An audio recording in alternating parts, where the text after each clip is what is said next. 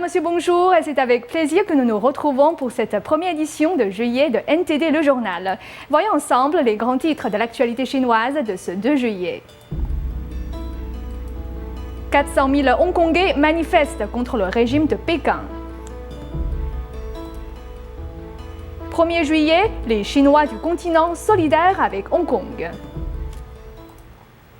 Le 1er juillet est le 15e anniversaire de la rétrocession de Hong Kong à la Chine. Avec l'expansion de l'écart entre les riches et les pauvres, les scandales de corruption incessante ainsi que l'aggravation de la situation des droits de l'homme, ce 1er juillet est devenu une journée de l'expression du mécontentement du peuple hongkongais sur l'ingérence du Parti communiste chinois dans les affaires de Hong Kong.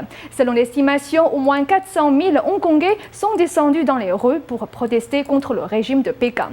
Il s'agit de la 3e grande manifestation de l'histoire de Hong Kong.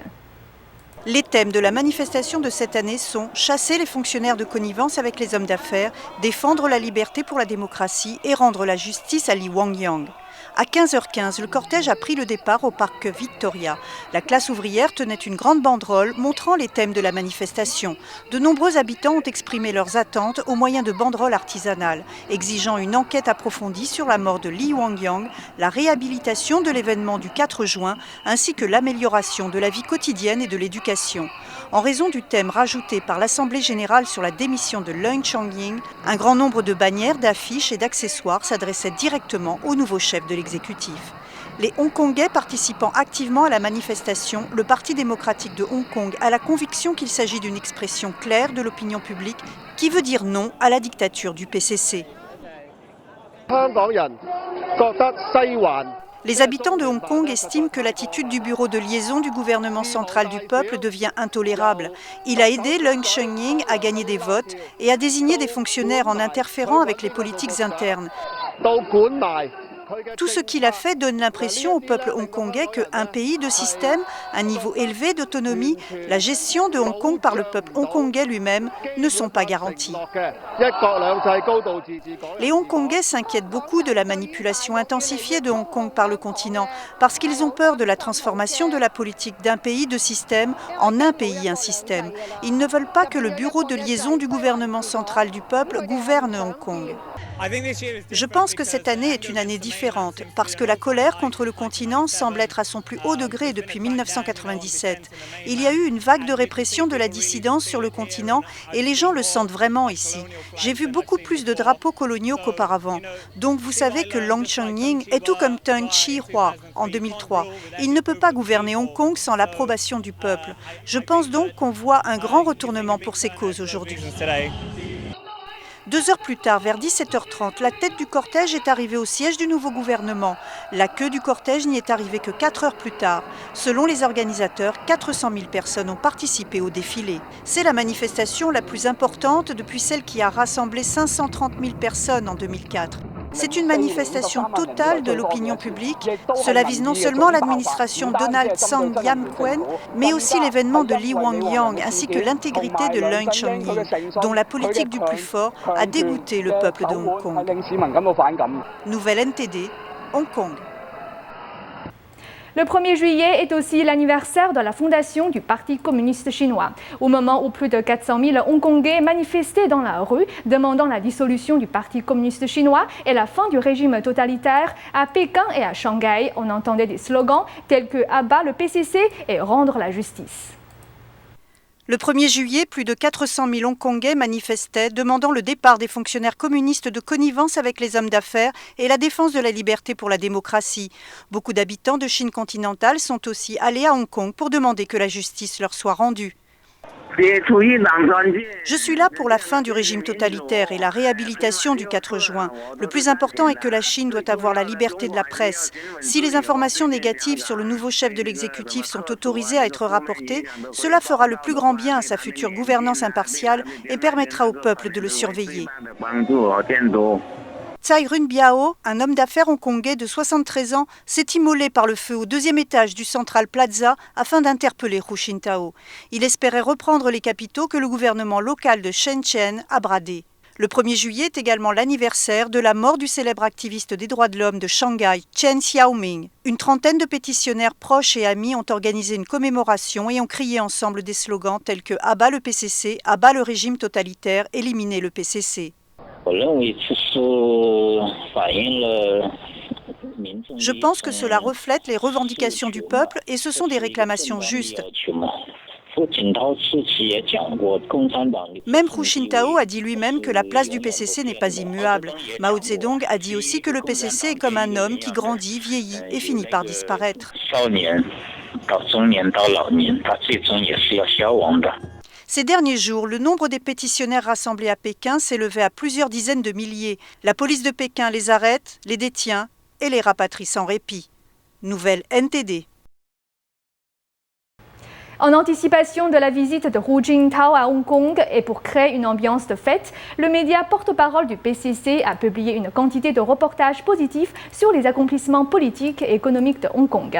Toutefois, ces articles reflètent aussi l'énorme différence entre la Chine continentale et Hong Kong et ont amené de nombreux Chinois à réfléchir à la façon de gouverner du PCC sous son régime de dictature. Pourquoi les Chinois du continent n'ont-ils pas les mêmes libertés et dignités qu'à Hong Kong? Voici notre dossier interdit du jour.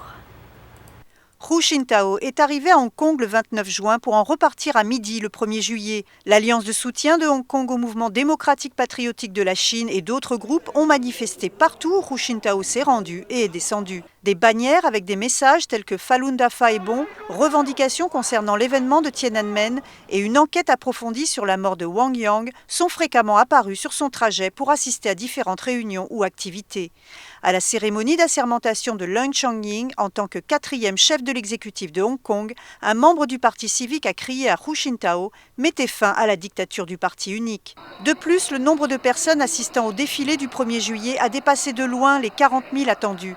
Avec des manifestations aussi massives de la population de Hong Kong, le PCC a essayé de créer une atmosphère de fête via ses médias. La plupart des reportages officiels se sont focalisés sur la validation des accomplissements anticorruption et du développement démocratique, et aussi sur comment le PCC via le continent a soutenu Hong Kong depuis la passation. Un reportage de la BBC indiquait que ces articles avaient créé l'agitation en Chine continentale, beaucoup trouvant que Hong Kong avait un gouvernement propre, un système judiciaire sain et des produits alimentaires sûrs, se sont demandé pourquoi les Chinois du continent ne pouvaient pas partager ces mêmes assurances avec la population de Hong Kong, étant les uns et les autres des citoyens chinois. Début juin, le China Youth Daily a publié un article en première page intitulé « Hong Kong, tolérance zéro à la corruption ». Le 1er juillet, le Beijing News a de nouveau complimenté le système anticorruption de Hong Kong dans son reportage. De nombreux internautes ont pu connecter ces reportages à la corruption effrénée sur le continent. De plus, le nouveau chef de l'exécutif, Leung Chong-ying, s'est excusé publiquement pour son scandale de construction illégale. La partie illégale de sa maison a aussi été démolie. Les internautes chinois ont remarqué que, sur le continent, le PCC démolit les maisons des civils. À Hong Kong, le PCC démolit la maison du chef de l'exécutif. Quelle différence! Le démocrate Lai Jinbao de Zhejiang a dit que les habitants de Hong Kong avaient incorporé la démocratie dans leur style de vie sous le gouvernement du Royaume-Uni avant la passation. Le PCC a dû rejeter la politique de un pays, deux systèmes pour plaire à la population de Hong Kong. Cependant, c'est en quelque sorte une humiliation pour la population du continent. 要去诉冤，也必须要征得他同意。他认为你可以诉冤，你才可以去诉冤。他不同意诉冤，你就是不能诉冤。所以呢，才出现了一个什么合法上访和非法上访之分。所以这在全世界都是一个大笑话，而且这个大笑话只有在伟大光荣正确的指导下才出现的。 Comparé au continent où la nourriture toxique est largement répandue, l'ancien secrétaire pour la nourriture et la santé de Hong Kong, York Shaw, a dit lors de l'interview, je cite, « Pour la nourriture de Hong Kong, l'administration générale de la supervision de la qualité, l'inspection et la quarantaine de la République populaire de Chine et la province du Guangdong ont beaucoup travaillé. La sécurité des produits alimentaires à Hong Kong a atteint 99,9%, le meilleur pourcentage dans le monde. » Un éditorial du Guangzhou Daily a depuis remarqué que le ratio de 99,9% pour la sécurité de la nourriture montre qu'il n'est pas aussi difficile de résoudre le problème de sécurité de la nourriture que l'ont laissé entendre certains officiels et experts officiels. Des internautes ont ironisé que cela indiquait comment le « un pays, deux systèmes » avait été appliqué dans la sécurité alimentaire. Un autre prenait à partie l'autorité du PCC. Pourquoi les Chinois du continent sont-ils toujours considérés comme des citoyens inférieurs? Le journaliste freelance de Chine continentale Liu Yiming pense que c'est le régime démocratique et l'indépendance judiciaire de Hong Kong qui jouent le rôle clé en protégeant les civils dans le domaine de la sécurité alimentaire et d'autres domaines. Cependant, le régime de dictature en Chine a inévitablement conduit à un débordement de nourriture toxique.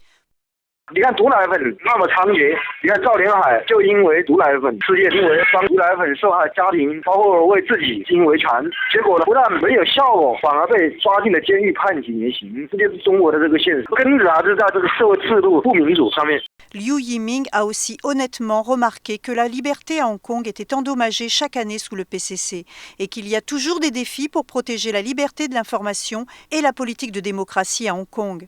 Toutefois, la démocratie et l'état de droit à Hong Kong continuent à encourager les Chinois du continent à réclamer la réforme politique et ont rendu plus difficile au PCC de glorifier son régime de dictature. Dossier interdit, NTD. Et tout de suite, des informations canadiennes après une petite pause. La fête du Canada, la diversité à l'honneur.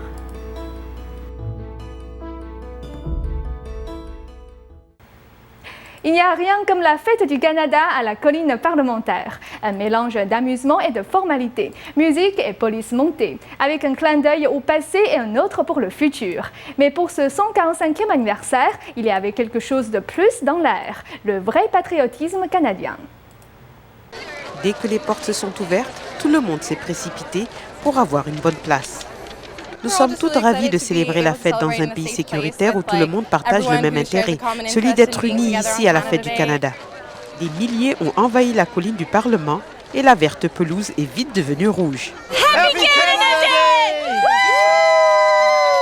Et plusieurs ici étaient heureux d'exprimer ce que voulait dire vivre au Canada. La liberté, et vous pouvez vivre ici sans difficulté. Nous pensons aux autres et c'est un pays très sécuritaire. Yoma Yusa est arrivée d'Égypte il y a seulement 2 jours, pas encore canadienne, mais commence déjà à s'y faire. Je suis très contente et excitée. Sa mère, Amani, était dentiste en Égypte, mais elle affirme qu'elle ne peut plus vivre dans la tourmente que connaît son pays. J'essaie de trouver une nouvelle vie pour eux et un meilleur apprentissage pour eux et moi. Cette famille affirme qu'elle a trouvé une meilleure vie il y a 17 ans quand elle a fui la violence en Afrique centrale. Nous sommes fiers d'être Canadiens et nous voulons juste célébrer. Nous le faisons chaque année et nous nous en réjouissons. Un nouveau sondage qui promouvoit l'histoire canadienne affirme que les Canadiens débordent de patriotisme et hier, cela se voyait partout. Sur le bras, sur la tête et dans le cœur. C'est le meilleur pays au monde. Nous voyageons beaucoup et partout et chaque fois que nous revenons à la maison, nous sommes très fiers de notre pays. Je pense que c'est la diversité qui rend fiers, le fait que nous acceptons toutes les nationalités. Le Premier ministre Stephen Harper a pris le temps pour un bain de foule. Lui aussi avait l'air fier et hier, il a rappelé aux Canadiens pourquoi. Fier d'une économie croissante et forte, fier d'une société compatissante et attentionnée. Il a également demandé aux Canadiens de retourner en arrière et de voir l'importance de la guerre de 1812. Mais hier, les gens de différents horizons se sont rassemblés pour la même raison, partager leur amour pour le Canada. La police d'Halifax a organisé un rodéo vélo jeunesse dans un HLM. Dans le passé, cet événement n'était pas très populaire car dans ce quartier, les parents des enfants sont trop pauvres pour se permettre des vélos. Cette année, la police a assuré des vélos et 50 jeunes se sont présentés pour apprendre la sécurité routière à bicyclette. Mais une belle surprise les attendait. Nous faisons une randonnée en vélo, là justement dans le même quartier où la tentative du rodéo à vélo avait échoué en 2011.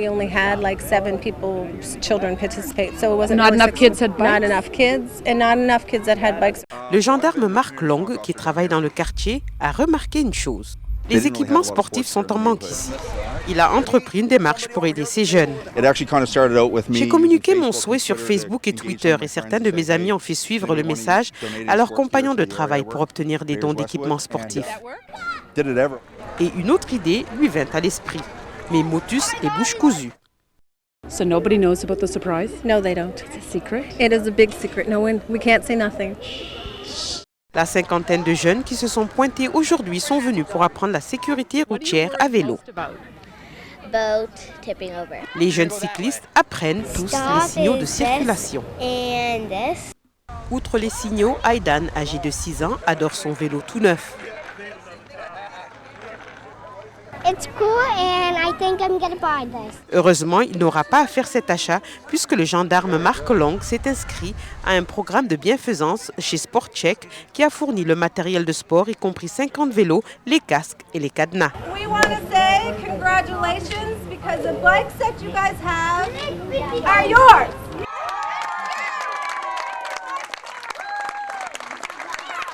La réaction d'Aidan a fait chaud au cœur et sa sœur aînée, Asia, a trouvé l'idée superbe.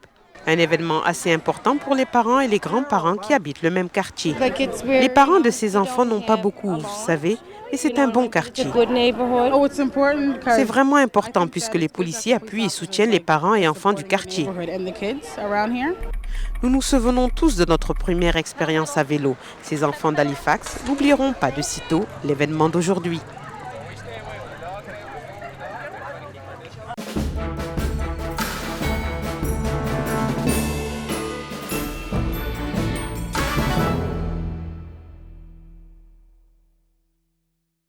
Et restez avec nous pour plus de nouvelles internationales. Sommet européen, l'Italie et l'Espagne ne suivent pas.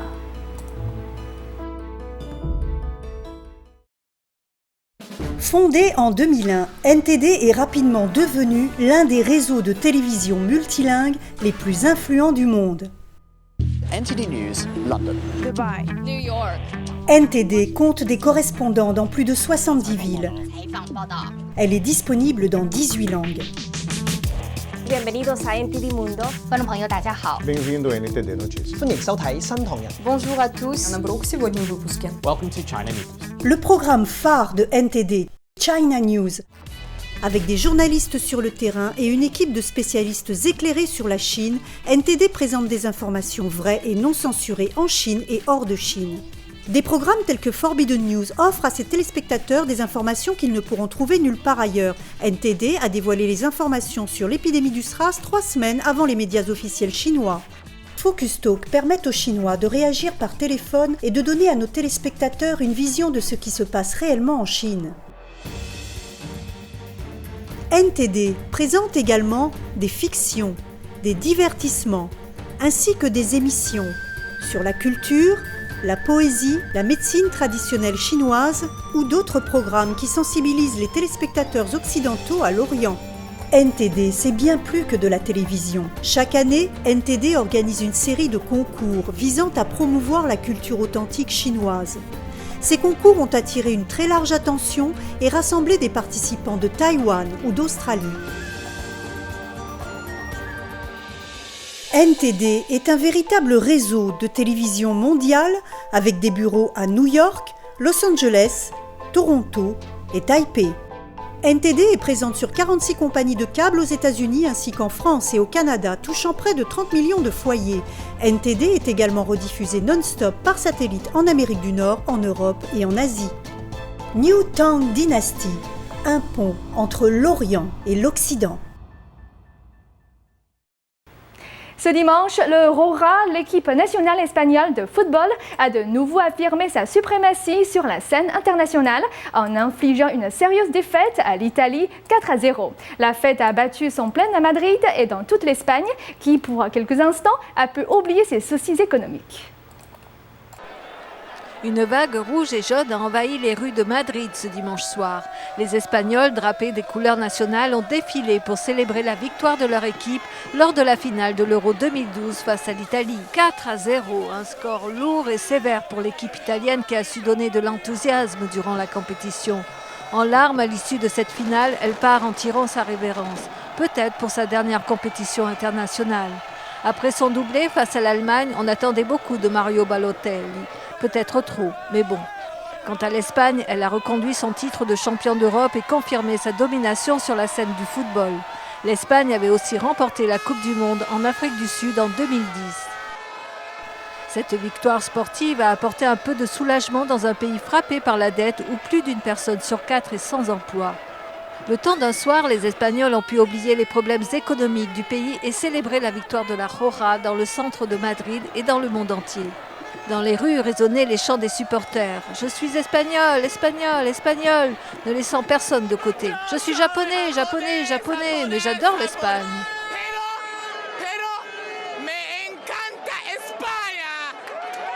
L'attaquant italien Mario Balotelli, la plus grande crainte des Espagnols, n'a pas réussi à trouver le chemin des filets et les fans espagnols s'en sont beaucoup réjouis.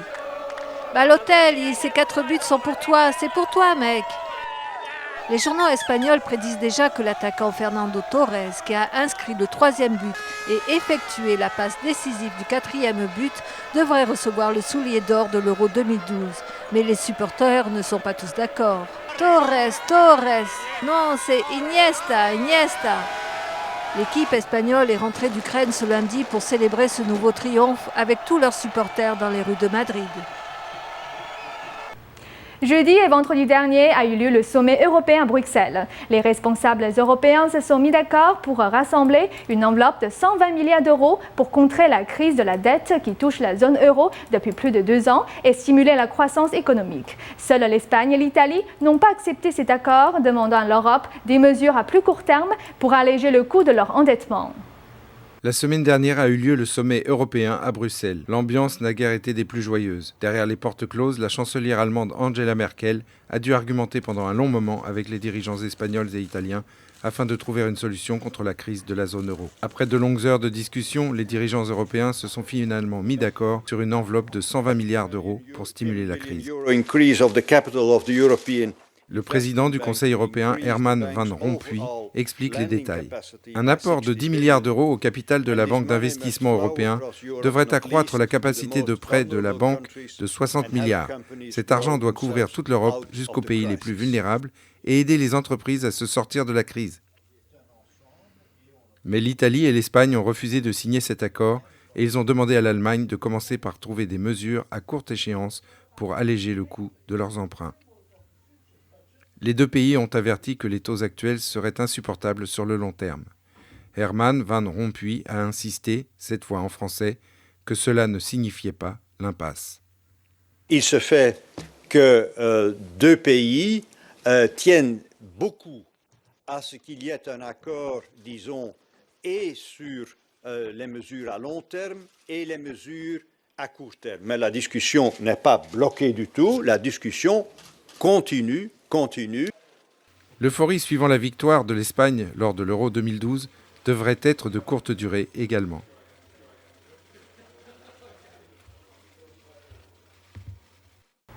Le Dalai Lama, le leader spirituel tibétain, a rendu visite aux victimes des tremblements de terre qui ont gravement touché la région d'Émilie-Romagne en Italie au mois de mai dernier. Le Dalai Lama a apporté une contribution financière, mais surtout un message de compassion. Il a encouragé la population à regarder vers l'avenir et à reconstruire. Les maires des villes de Matera et d'Assago ont nommé le Dalai Lama citoyen d'honneur. Nos correspondants en Italie nous en disent plus. Après les tremblements de terre qui ont touché la région d'Émilie-Romagne et en Italie au mois de mai, le Dalai Lama a rendu visite aux victimes pour leur apporter une aide spirituelle et matérielle. En échange, le leader spirituel tibétain a été nommé citoyen d'honneur de la ville de Matera. Le Dalai Lama s'est rendu sur les décombres de la ville de Mirandole et a donné 50 000 $ pour aider les victimes. Il a aussi délivré un message de compassion, invitant les gens à penser à l'avenir et à reconstruire leur maison. Le Dalai Lama est très important pour nous. Il a redonné du courage aux gens qui vivent dans des tentes et nous a encouragés à regarder vers l'avenir. Je pense que c'est ainsi. On peut voir cela comme une visite d'encouragement, de confiance et d'espoir en l'avenir. Matera, une ville fière de son héritage en matière de paix et de droits de l'homme, a nommé le Dalai Lama citoyen d'honneur. Le maire de Matera a saisi cette occasion pour rappeler la nécessité d'améliorer les droits de l'homme en Chine. Au cours de la transformation économique et sociale de la Chine, il est nécessaire d'apporter davantage de réformes qui donnent aux citoyens chinois la chance de pouvoir s'exprimer, d'exercer les droits fondamentaux à la base de leur existence. Le Dalai Lama a terminé sa visite italienne à Milan. Il a encouragé les 10 000 personnes présentes à prendre leurs responsabilités pour changer le monde. Je pense que chaque homme a la possibilité de changer le monde. Si tout le monde s'y met ensemble, cela apportera certainement beaucoup d'espoir. L'espoir demeure toujours aussi de voir la Chine mettre fin aux persécutions menées contre les Tibétains ou les pratiquants de Falun Gong. Les gens au Tibet et hors Tibet souffrent sous la répression du régime chinois. Tant de personnes ont exprimé leur souhait de voir une solution à ce problème. Je pense que tout ceci doit apporter un nouveau dialogue entre le Dalai Lama et la Chine. Le maire d'Assago a également nommé le Dalai Lama citoyen d'honneur et lui a remis la clé de la ville en lui souhaitant une longue vie. Nouvelle NTD, Milan, Italie. Les scientifiques ont mis au jour les plus anciens calendriers astronomiques mayas connus. Ils remontent au IXe siècle, à l'époque où civilisation maya était encore florissante. Cette découverte a été réalisée dans les restes d'une bâtisse enfouie sous la jungle. Des archéologues travaillant sur le site de la Corona au Guatemala ont découvert un texte maya datant de 1300 ans qui fournit la deuxième référence connue de la prétendue date de fin du calendrier maya du 21 décembre 2012. La découverte de l'un des plus importants hiéroglyphes, découvert depuis des décennies, a été annoncée jeudi dernier au Palais national du Guatemala. I was very amazed and amused yesterday to notice that panel records the date. J'étais vraiment surpris de voir que ce panneau parlait de la fin du 13e Baktun, ce qui pour nous correspond à décembre 2012. Nous avons ici un monument maya, gravé il y a 1500 ans, qui parle de l'année où nous sommes en ce moment. Selon le calendrier maya, ce dernier commence 3114 ans avant Jésus-Christ et il est divisé en des périodes de 394 années appelées Baktuns. Pour les Mayas, le numéro 13 est sacré. Or, le 13e Baktun prend fin en décembre 2012. Lors des fouilles archéologiques en mai, Stuart a reconnu la référence de 2012 sur un bloc d'escalier portant 56 hiéroglyphes finement sculptés. Il commémore la visite royale à la Corona en l'an 696 du souverain le plus puissant de l'époque maya, Calakmul, quelques mois seulement après sa défaite en 695. Pensant qu'il avait été tué lors de cette bataille, la visite auprès des Alliés a apaisé leurs craintes suite à la grande défaite. Selon des statistiques, seulement 10% des habitants de la planète pensent que l'apocalypse prévu par le calendrier maya n'aura pas lieu. Et avant de refermer ce journal, passons en revue les titres qui ont marqué l'actualité. Le 1er juillet est le 15e anniversaire de la rétrocession de Hong Kong à la Chine. Avec l'expansion de l'écart entre les riches et les pauvres, les scandales de corruption incessante ainsi que l'aggravation de la situation des droits de l'homme, ce 1er juillet est devenu une journée de l'expression du mécontentement du peuple hongkongais sur l'ingérence du Parti communiste chinois dans les affaires de Hong Kong. Selon l'estimation, au moins 400 000 Hongkongais sont descendus dans les rues pour protester contre le régime de Pékin. Il s'agit de la 3e grande manifestation de l'histoire de Hong Kong. Le 1er juillet est aussi l'anniversaire de la fondation du Parti communiste chinois. Au moment où plus de 400 000 Hongkongais manifestaient dans la rue demandant la dissolution du Parti communiste chinois et la fin du régime totalitaire, à Pékin et à Shanghai, on entendait des slogans tels que « Abat le PCC » et « Rendre la justice ». Et voilà, c'est la fin de cette édition. Merci de votre attention.